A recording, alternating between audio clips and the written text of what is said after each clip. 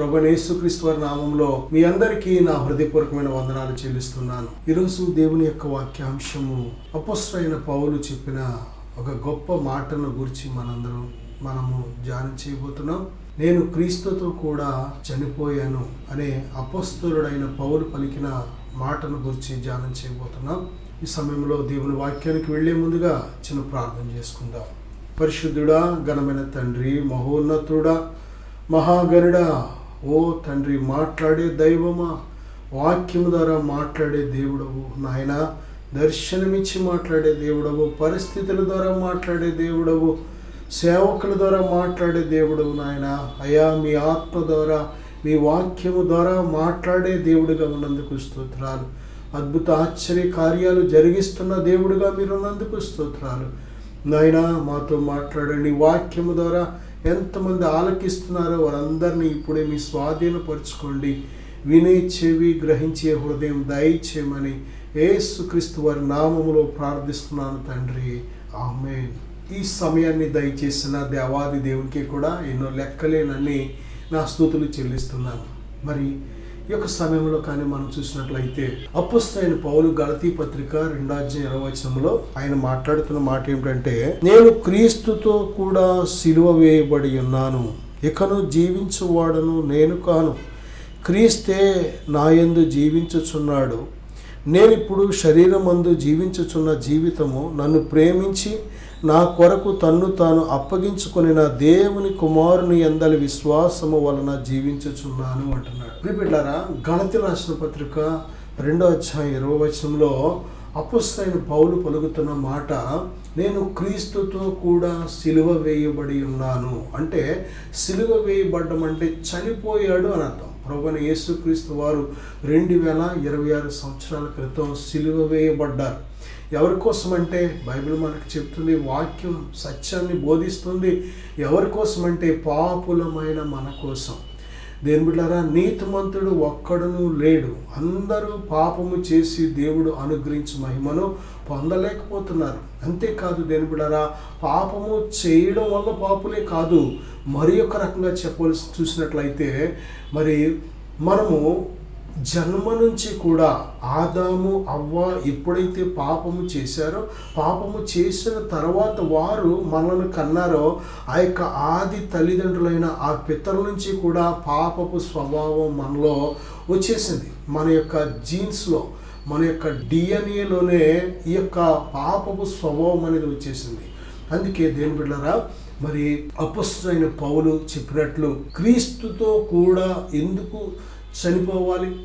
యేసుక్రీస్తు ప్రభువారు సిలువలో మన పాపముల నిమిత్తమై ఆయన చనిపోయారు కాబట్టి దేని బిడ్డలారా, మన పాపపు స్వభావము యేసుక్రీస్తు ప్రభువారితో చనిపోయిందని అర్థం.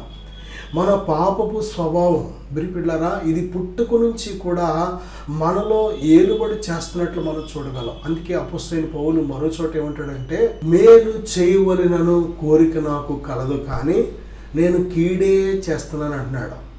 మంచిది చెయ్యాలనే కోరిక తనలో పుడుతుంది, కానీ మరి మంచి చేయలేకపోతున్నాడు. మంచిగా జీవించాలని అనుకుంటున్నాడు, కానీ మంచిగా జీవించలేకపోతున్నాడు. అందుకే మరో చోట ఏమంటున్నాడంటే, ఇదిగో నేను చేయగోరని కీడు చేసినట్లయితే, చేయకూడని పాపము చేసినట్లయితే అది నా యందు నివసించు పాపమే కానీ నేను కాదు అంటున్నాడు. అంటే పాపపు స్వభావం వేరు, మనిషి వేరు. మనిషిని పట్టి పీడిస్తున్న పాపపు స్వభావం ఆదాము అవ్వ అనే పితరుల నుంచి కూడా వచ్చేసింది. ఆదాము అవ్వను దేవుడు సృష్టించినప్పుడు యథార్థవంతులుగా దేవుడు చేశాడు, నీతిమంతులుగా వారిని చేశాడు, పరిశుద్ధులుగా వారిని చేశాడు, దేవునితో సహవాసం చేయడానికి గొప్ప యోగ్యులుగా, వర్తిగా దేవుడు చేశాడు. కానీ వారు పోగొట్టుకున్నారు. దేవుడు తనతో స్నేహం చేయడానికి ఇచ్చిన ఆ గొప్ప స్థితిని వారు ఎప్పుడైతే దేవుని మాటను వినకుండా శత్రువైన సాతాను మాట వారు విన్నారో, వెంటనే దేవుని మహిమ వారిని విడిచి వెళ్ళిపోయింది.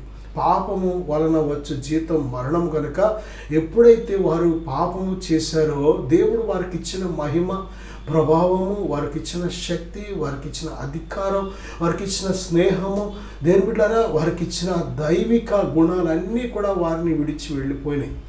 దేని బిడ్డలారా చూడండి, ఇక్కడ ప్రభువైన యేసుక్రీస్తు వారు మరి జీవవృక్ష ఫలముగా మనము చూడగలం. ఆ రోజున జీవవృక్ష ఫలము తింటే నిత్యము జీవించే ఆ ధన్యత దొరికేది. కానీ మానవుడు జీవవృక్ష ఫలము తినకుండా మరి మరణకరమైన మరణాన్ని తెచ్చిపెట్టే మంచి చెడు తెలుగునిచ్చే వృక్ష ఫలాలు అంటే దేవుని ఆజ్ఞను అతిక్రమించాడు. ఎప్పుడైతే అతిక్రమించాడో ఆజ్ఞ అతిక్రమమే పాపము, పాపము వలన వచ్చే జీతం మరణం. ఆ మరణము 3 రకాల మరణాలతో కూడి ఉంది. మొదటిది ఆత్మీయ మరణం, అంటే దేవునికి మానవుడికి ఉన్న ఆ యొక్క సహవాసం మొక్కలైపోయింది.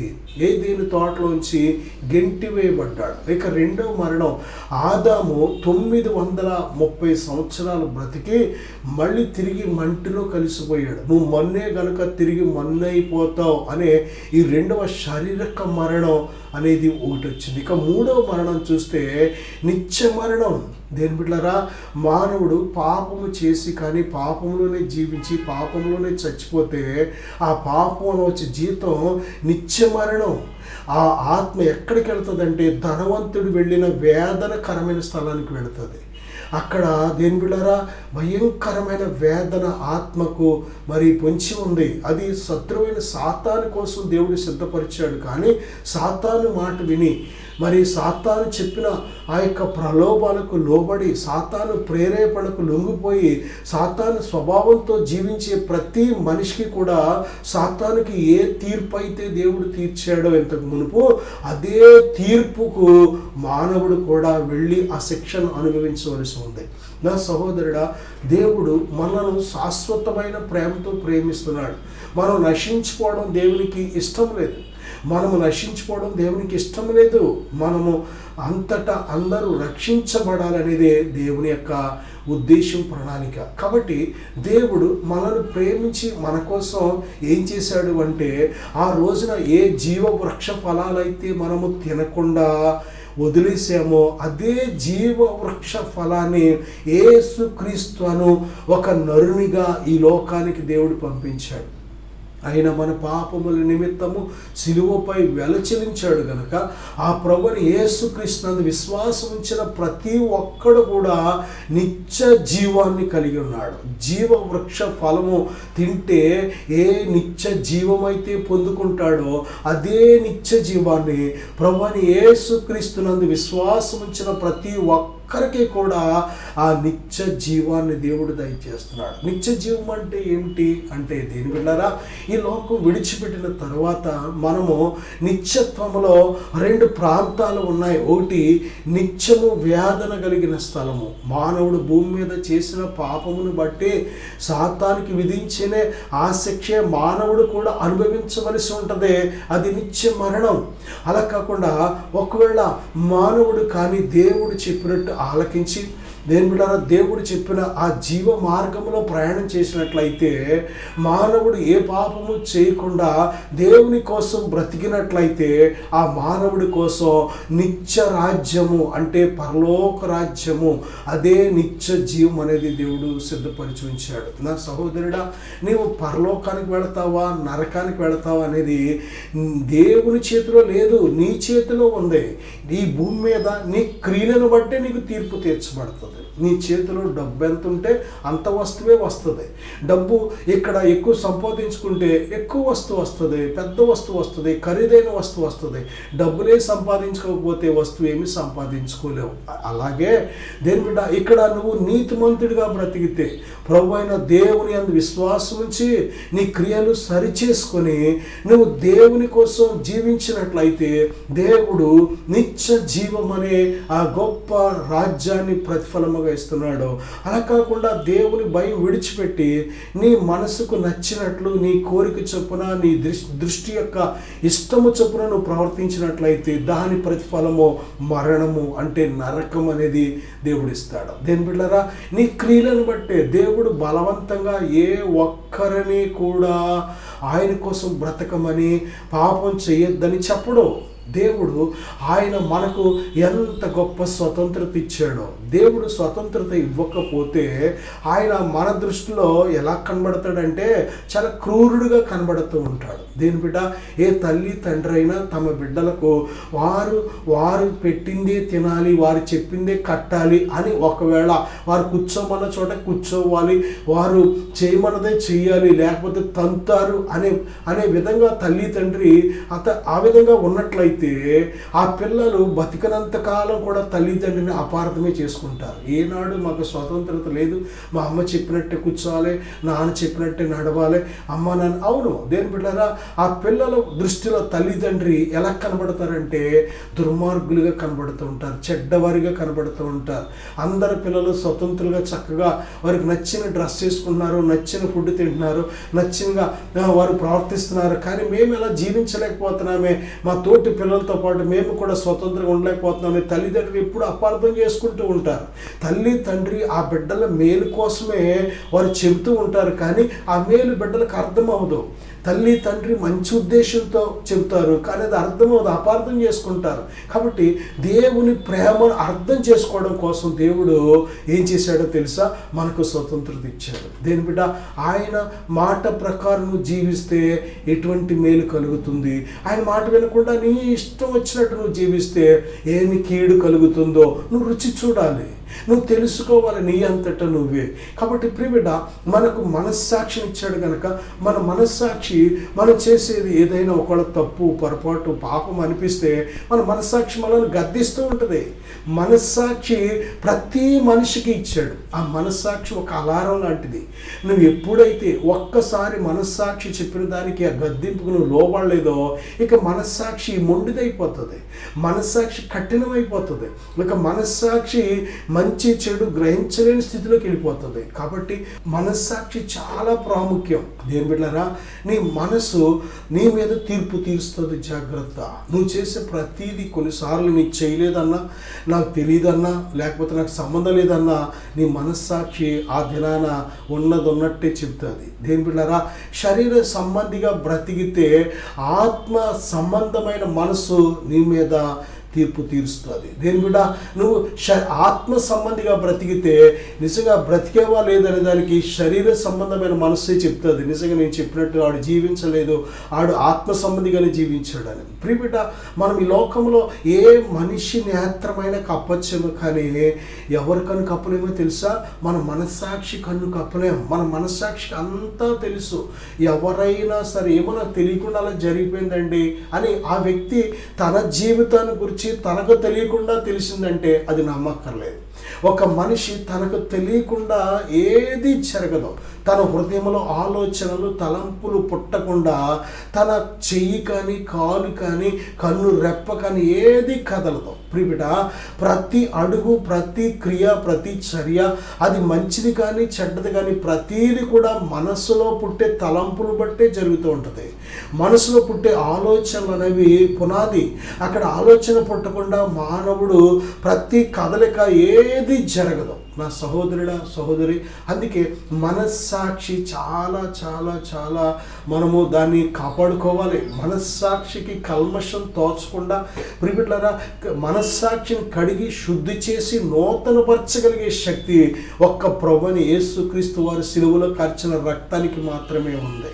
ఎప్పుడైతే మన పాపములను ఒప్పుకొని పశ్చాత్తాపడతామో, నిజముగా మారు మనసు పొందాలి, నేను దేవుని కోసం దేవుడు కోరుకునే స్టాండర్డ్స్లో నేను బ్రతకాలి అని ఆశపడినట్లయితే తప్పనిసరిగా అది నీ పశ్చాత్తాపం నిజమైనదైతే, ఆత్మానుసారమైన దుఃఖమైతే, దేవుని చిత్తానుసారమైన దుఃఖమైతే, అది యథార్థమైన దుఃఖమైతే నీ దుఃఖం, నీ పశ్చాత్తాపం ప్రతి నీ పాపమును కడిగి నిన్ను నూతన సృష్టిగా చేస్తుంది.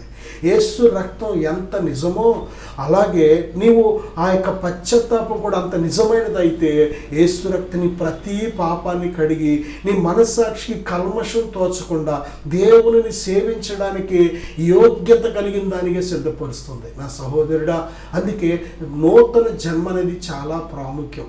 ఆ నూతన జన్మ అంటే మన పాపపు పాత స్వభావం యేసయ్యతో పాటు సిలువ వేయబడిందని మనం తెలుసుకోవాలి. యేసుక్రీస్తు ప్రభువారు ఎందుకు సిలువేయబడ్డారంటే మన ప్రాచీన పాత పాపపు స్వభావాన్ని బట్టే ఆయన సిలువేయబడ్డారు. మన ప్రాచీన స్వభావం లేక ప్రాచీన పురుషుడు ఉన్నంత కాలం కూడా దేవుని కోసం నూతన సృష్టిగా మనం బ్రతకలేం. నువ్వు ఒక నూతన మనిషిగా మారాలి అంటే, యేసు రక్తం నిన్ను ఒక నూతన మనిషిగా మార్చాలి అంటే, పరిశుద్ధాత్మ దేవుడు నీలోకి వచ్చి నివాసం ఉండాలంటే ప్రారంభముగా ఒక పునాది లాంటి పని ఏంటో తెలుసా? నువ్వు యేసయ్యతో ప్రాచీన స్వభావం పూర్తిగా సిలువ వేయబడాలి. ప్రాచీన పాపపు స్వభావం యేసయ్యతో సిలువ వేయబడకపోతే దేని బిడ్డారా, నువ్వు బ్రతికినంత కాలం కూడా నీలో 2 రకాల మనుషులను లోకం చూస్తూ ఉంటుంది. ఎవరు ఆ 2 రకాల మనుషులు అంటే, ఒకటి క్రొత్త స్వభావం, రెండోది పాత స్వభావం, అంటే ప్రాచీన పాపపు స్వభావం. అందుకే దేని బిడ్డారు చాలామంది మరి మంచి మంచి విశ్వాసం భక్తులు ఉన్నవాళ్ళు కూడా ఒక్కొక్కసారి ఏమంటారంటే, ఇంకా నా అసలు రంగును చూడలేదంటే ఉంటారు, ఇంకా నా అసలు రూపం చూడలేదంటే ఉంటారు, ఇంకా నా గురించి నీకు తెలియదు అంటే ఉంటారు. ఒక్కొక్కసారి కొన్ని మాట వచ్చినప్పుడు కుటుంబస్తులతో కానీ ఇరుగు పొరుగుతో కానీ ఎవరితోనైనా ఏదైనా ఒక గొడవ వచ్చినప్పుడు వారి అసలు రూపం తెలిసిపోతూ ఉంటుంది. కొంతమంది ఒంటరిగా ఉన్నప్పుడు వారి అసలు రూపం తెలిసిపోతూ ఉంటుంది.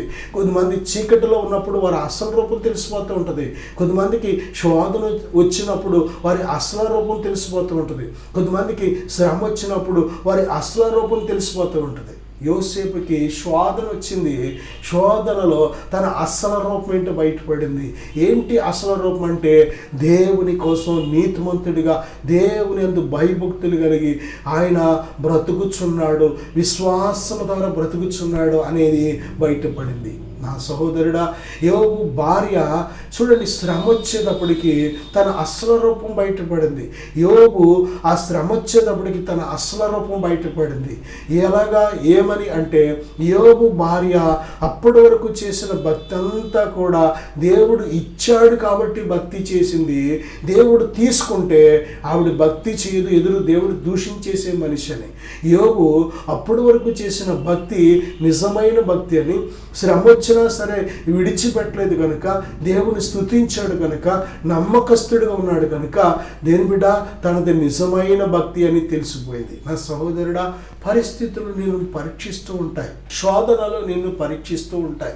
నీ అసలు రూపాన్ని బయట పెట్టే పరిస్థితులు అవి. నీ అసలు రూపాన్ని దేని బిడ్డారా, నువ్వు ఎవరి కోసం బ్రతుకుతున్నావు, నువ్వు ఎవరి సంబంధివి, దేవుని సంబంధివా, లోక సంబంధివా, సాతాను సంబంధివా, శరీర సంబంధివా, ఎప్పుడు తెలుస్తుందంటే పరిస్థితి. శోధన వచ్చినప్పుడు, పరీక్ష వచ్చినప్పుడు, లేక శ్రమ వచ్చినప్పుడు, దేని బిడ్డారా, ఒక్కొక్కసారి ఒంటరిగా ఉన్నప్పుడు, ఒక్కోసారి మరి చీకటిలో ఉన్నప్పుడు, ఒక్కోసారి ఎవ్వరు లేనప్పుడు, ఒక్కోసారి డబ్బులు ఉన్నప్పుడు, ఒక్కోసారి డబ్బు లేనప్పుడు, ఒక్కోసారి ఆరోగ్యంగా ఉన్నప్పుడు, ఒక్కోసారి ఆరోగ్యం లేనప్పుడు, ఒక్కోసారి అందరూ ఉన్నప్పుడు, ఒక్కోసారి అందరు విడిచిపెట్టినప్పుడు నీ యొక్క అసలు రూపం అనేది బయటపడుతూ ఉంటుంది. నువ్వు ఒకవేళ నూతనముగా నిజముగా జన్మించిన వ్యక్తివైతే, అంటే ప్రాచీన పాత పాపపు పురుషుడు ప్రభువైన యేసుక్రీస్తు వారితో సిలువలో చనిపోయినట్లయితే, నువ్వు బ్రతుకుచున్నది ప్రభువైన యేసుక్రీస్తునందు విశ్వాసము ద్వారా జీవిస్తున్న వ్యక్తివైతే నువ్వు పరీక్షలో నిలబడతావు, శోధన వచ్చినప్పుడు నిలబడతావు. దేని బిడ్డ, సాతాను నిన్ను ఎన్ని రకాలుగా శరీర ఇచ్చల ద్వారా నిన్ను ఏ విధముగా ప్రేరేపించినా ఎక్కడ కూడా పాపము చేయవు. పాపము చేసే ప్రతి ఒక్కడు సాతాను సంబంధి. దేని బిడ్డరా, కొంతమంది శరీర సంబంధులుగా బ్రతుకుతూ ఉంటారు, కొన్నిసార్లు ఆత్మ సంబంధులుగా బ్రతుకుతూ ఉంటారు. కారణం ఏంటంటే, దేని బిడ్డ, ఆ యొక్క శరీర సంబంధమైన క్రియలను సిలువ వేయరు వాళ్ళు. శరీరానికి ఇంకా ఏదో రుణస్తులు అనుకున్నట్టు శరీరాన్ని సంతోషపరచుకోవడానికి శరీర క్రియల చేత నడిపించబడుతూ ఉంటారు. శరీర సంబంధులు దేవుణ్ణి సంతోషపరచలేరు. శరీరాన్ని బట్టి విత్తువాడు మరణం అనే ఫలాన్ని కోస్తాడు, పంటను కోస్తాడు. చాలా జాగ్రత్త. నువ్వు ఏమి విత్తుతావో అదే కోస్తావు. ఆత్మను బట్టి విత్తువాడు ఆత్మను బట్టి నిత్య జీవం అనే ఫలం కోస్తాడు. మరి శరీరాన్ని బట్టి విత్తువాడు శరీరమును బట్టి బట్టి మరణం అనే ఫలముకు వస్తాడు. నా సహోదరుడా, నిన్ను ఒక నూతన సృష్టిగా చేయాలని దేవుడు ఆశపడుతున్నాడు. నిన్ను దేవుడు తన కోసం ఈ భూమి మీద ఒక ప్రత్యేకించబడిన బిడ్డగా నడిపించాలని దేవుడు ఆశపడుతున్నాడు. దేవుడు మనల్ని పిలిచిన ఆ పిలుపుకు ఉద్దేశం ఏంటంటే మనము పరిశుద్ధులుగా దేవుని కోసం బ్రతకాలని, దేవునిలాగా నీతిమంతులుగా బ్రతకాలని, దేవునిలాగా మనము దేవుని యందు విశ్వాసం నుంచి బ్రతకాలని. బైబిల్ చెప్పిన నీతిమంతుడు విశ్వాస మూలముగా జీవించును. ప్రతి విషయంలో, ప్రతి స్థలములో, దేవుని ప్రతి సమయంలో, అన్నిటిలో కూడా దేవుని చిత్త ప్రకారం దేవుని యందు విశ్వాసం నుంచి బ్రతికేవాడే దేవుని పిల్లలు. దేవుని ఆత్మచేత నడిపించబడేవారే దేవుని పిల్లలు. దేవుని ఆత్మచేతను నడిపించబడాలంటే దేవుని యందు విశ్వాసం కావాలి. విశ్వాసం లేకపోతే దేవుని ఆత్మ డైరెక్షన్ ఏమాత్రం కూడా పొందుకోలేవు. నా సహోదరుడా, సహోదరి, ఇదిగో నీ శక్తికి మించిన కార్యాలు అంటే నువ్వు జయించలేని శరీర క్రియలను, నువ్వు జయించలేని లోకాన్ని, నువ్వు జయించలేని శత్రువైన సాతాన్ని నువ్వు జయించేలాగా చేయడానికి దేవుడు తన పరిశుద్ధాత్మనిచ్చాడు, సంచకరువుగా ఇచ్చాడు. ప్రభువుని యేసునందు విశ్వాసం ఇచ్చిన నీవు ఆ క్షణములోనే పరిశుద్ధాత్మను పొందుకుంటున్నావు కనుక నువ్వు ప్రతి దినము, అపొస్తలుడైన పౌలు అంటాడు కదా, నేను ప్రతి దినము నేను చనిపోవచ్చున్నాను అంటున్నాడు. నిజమే, క్రీస్తుతో పాటు మన ప్రాచీన స్వభావం చనిపోయిందనేది ఒక మాట అయితే, ప్రతిరోజు కూడా మనం ఇంకా శరీరంతో ఉన్నాము కనుక, లోకములో ఉన్నాము కనుక ఈ శరీరాన్ని ప్రతిరోజు సిలువ వేసుకొని లోకానికి సిలువేయబడి ప్రభువైన యేసుక్రీస్తు వారు ఇచ్చిన ఆ సిలువని ఎత్తుకొని ఆయన ఆజ్ఞల ప్రకారం ఆయన అడుగు జాడలో మనం ముందుకు నడిచి వెళ్ళడమే. ఇదే దేవుడు మనకిచ్చిన కర్తవ్యం, ఇదే దేవుడు మనకిచ్చిన బాధ్యత. ఆయన సిలువని ఎత్తుకొని ఆయనను వెంబడించాలి. దానికి ముందు మనలను మనం పూర్తిగా ఉపేక్షించుకోవాలంటే స్వైచిత్తాన్ని సిలువ వేయాలి. నా సహోదరుడా, సహోదరి, ఇదిగో ఎవరి కోసం బ్రతుకుతున్నావు? నువ్వు జన్మించింది నూతన జన్మేనాది, ప్రభువునందు నూతన సృష్టిగా ఉన్నావా? నీ ప్రాచీన పాపపు స్వభావం సిలువ వేయబడిందా? ఒక్కసారి పరిశీలన చేసుకో. దేవుడు నిన్ను రక్షించాలని ఆశపడుతున్నాడు. నీకు తన పరిశుద్ధాత్మ చేత నూతన సృష్టి వంటి హృదయాన్ని, జీవితాన్ని ఆయన ఇవ్వాలని ఆశపడుతున్నాడు. చిన్న ప్రార్థన చేద్దాం, విశ్వాసముతో ఏకీవిద్దాం. పరిశుద్ధుడా, ఘనమైన తండ్రి, అయ్యా, నూతనముగా ఎలా జన్మించాలో నీ బిడ్డలతో మాతో మాట్లాడిన ప్రభువా మీకు స్తోత్రాలు. నాయన, ఇంకా ప్రాచీన స్వభావం చేత, శరీర సంబంధమైన స్వభావం చేత ఎవరైనా పీడించబడుతున్నట్లయితే ఇప్పుడే విడుదల వారికి దయచే తండ్రి. శరీర సంబంధమైన మనసు నుండి విడుదల కలుగునుగాకని ప్రార్థిస్తున్నాను. పరిశుద్ధాత్మ కలుగ చేసే నూతన జీవితం నీ బిడ్డలకు కలుగునుగాకని ప్రార్థిస్తున్నాను. ఓ తండ్రి, శరీరానికి సిలువ వేసుకొని ప్రభువా, ఇదిగో నాయన మీ నామంలో బాప్తిసం పొందిన మేము మిమ్ములను ధరించుకొని ఉన్నామని ఈ సత్యాన్ని తెలుసుకొని ప్రభువా, ఇదిగో ప్రతి క్షణము, ప్రతి విషయంలో మీకు లోబడి నాయన మీ చిత్తానుసారంగా బ్రతుకుటకు సహాయం దయచేయండి. ఈ ప్రార్థనకి విసిన ప్రతి బిడ్డను ఇప్పుడే మీ స్వాధీనపరచుకోండి, మీ ఆత్మతో నడిపించమని యేసుక్రీస్తు నామములో ప్రార్థిస్తున్నాను తండ్రి. ఆమేన్. God bless you.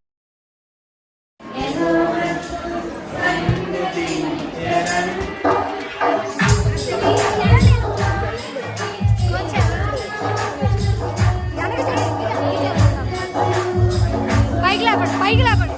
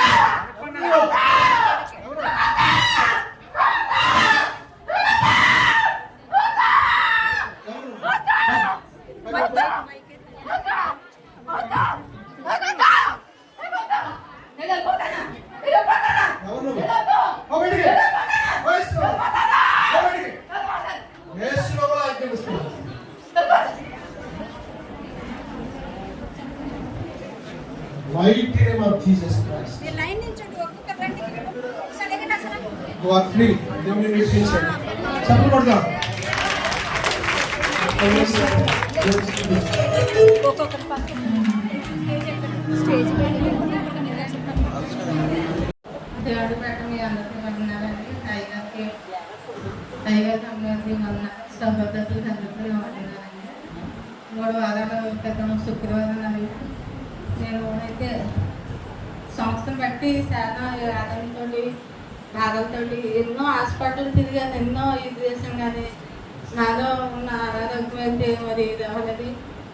అయితే డాక్టర్లు అయితే నువ్వు ఏ పని సెట్ తీయలేదమ్మా, నువ్వు ఎంతసేపు రెస్ట్గానే ఉండాలి అని చెప్పారు. ఏం చేద్దాను, నేనైతే ఇలా బతకాలో నాకైతే తెలియదు, నేను దిక్కు లేదని, నువ్వే దిక్కు నాకు ఇంకెవరైతే అనేసి నేను దేవుడు ప్రార్థించి 3 వారాల క్రితం అండి శుక్రవారం వచ్చాను. వచ్చిన తర్వాత దైవజనులు నాకు ప్రార్థన చేసి తైలం కోసమే తెలుసండి. తర్వాత ఏమైందో నాకు తెలియదు అసలు. పోసిన తర్వాత నాకైతే దేవుడు సత్తిచ్చారు. ఇప్పుడు మట్టుగా నాకు చాలా బాగుందండి, ఆరోగ్యం చాలా బాగుంది. కానీ కొద్దిగా నాకు ముందు నేర్చుకోం దడగా ఉంటుంది, అది కూడా తగ్గేలాగా అందరూ మీ అనేది నా ప్రార్థనలో పెట్టమని అడుగుతున్నాను. ఈ చిన్న సాక్షిని దేవుడు తెలుసు.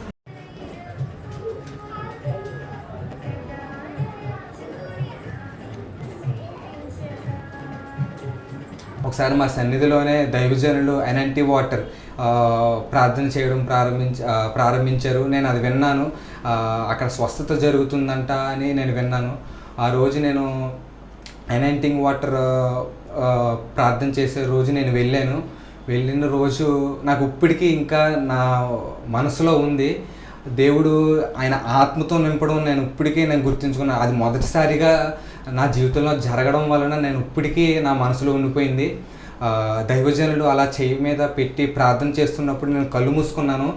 ఇది నా మొదట దేవుడు నన్ను తాకిన స్థితి ఇప్పటికీ నా మనసులో ఉంది.